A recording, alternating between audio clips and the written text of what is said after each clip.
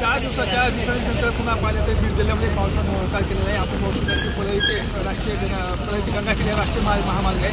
पाहिलं ते गेल्या 2 तासापूर्वी हा महामार्ग या ठिकाणी काम केलेलं आहे आणि या परळीपासून जवळपास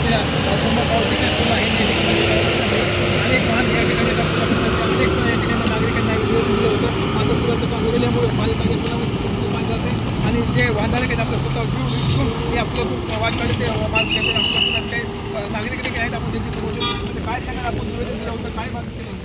आम्ही 2 वेळा निवेदन देऊन देखील कुठल्याही प्रकारची प्रशासनाने दखल घेतली नाही. 2 ते 2.5 वर्ष झाले या पुलाचं काम चालू आहे आणि आता वारंवार पाऊस, यावर्षी तर खूप पाऊस मोठ्या प्रमाणात पडत आहे आणि पाऊस पडल्यामुळे इथं वारंवार पूर येत आहे आणि 2 घंटे झाला आता इथं प्रवासी थांबले होते, परंतु आता स्वतःच्या जीवाची बाजी लावून किंवा रिस्क घेऊन आता वाहन घालत आहेत.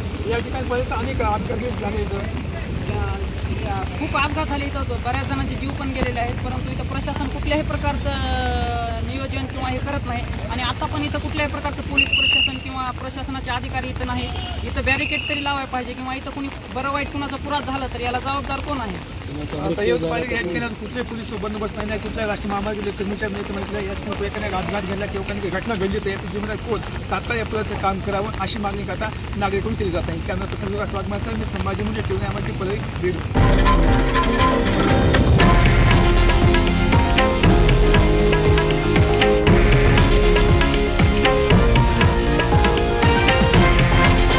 हे आहे देशातील नंबर 1 न्यूज नेटवर्क आणि आपण पाहत आहात TV9 मराठी, एकमेव.